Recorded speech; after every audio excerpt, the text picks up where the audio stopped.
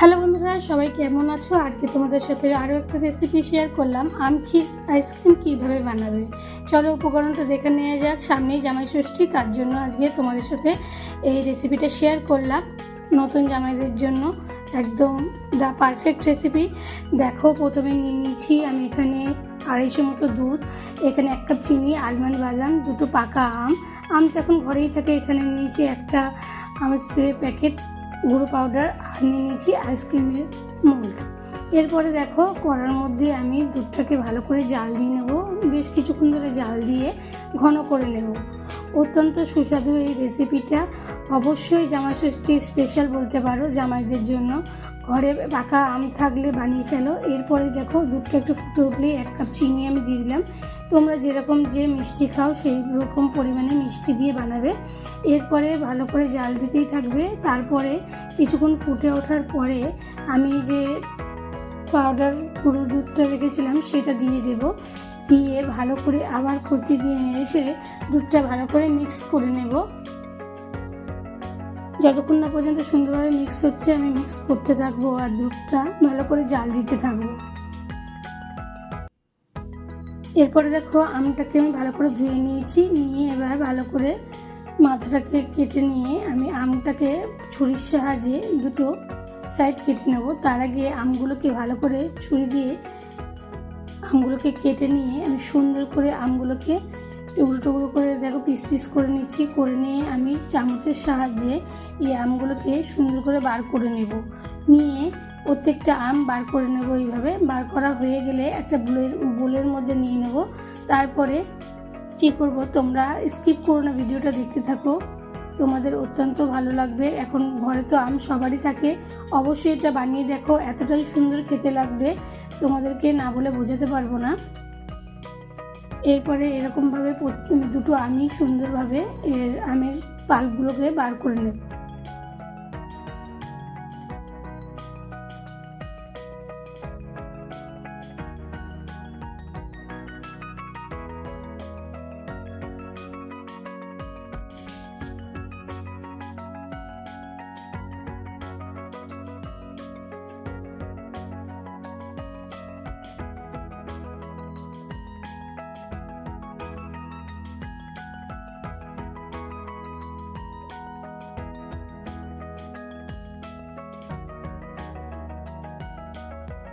অন্যদিকে দেখো, দুধটা আমার জাল দিয়ে কি সুন্দর ঘন হয়ে গেছে, সুন্দরভাবে কালারে চলে এসেছে, একটু লাল ভাব। এদিকে আমার আমগুলোকে সব কেটে আমি বার করে নিয়েছি।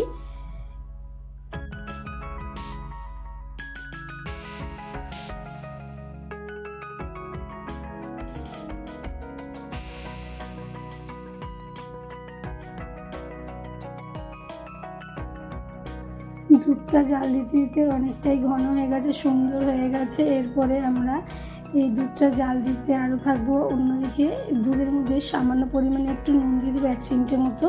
নুন দিলেই প্রত্যেকটা জিনিসের খাবার সুস্বাদু হয়ে যায়। এরপরে মিক্সিং জারের মধ্যে আমি আমের যে পাল্পগুলো বার করেছি সেই পাল্পগুলো দিয়ে ভালো করে মিক্সিং জারে ঘন পেস্ট বানিয়ে নেব।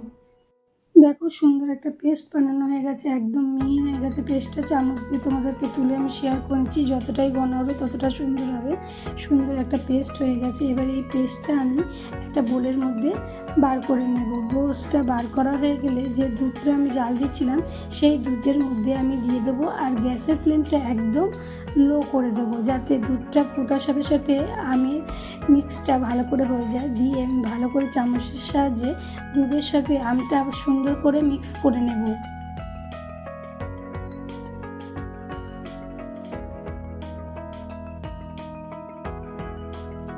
এখানে দেখো, সুন্দরভাবে আমি চামচ দিয়ে সুন্দর করে দুধের সাথে আমের পেস্টটা সুন্দরভাবে মিক্স করে নিচ্ছি।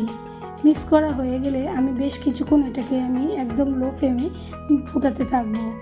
যেহেতু চিনি দিয়েছি আর আমেরও একটা জল আছে, সেই জলটা আমি সুন্দরভাবে এখানে শুকিয়ে নেব। শুকিয়ে নেওয়া পর্যন্ত অপেক্ষা করব, যতক্ষণ না ফুটে একদম শুকিয়ে যাচ্ছে কাতটা, ততক্ষণ পর্যন্ত আমরা অপেক্ষা করব।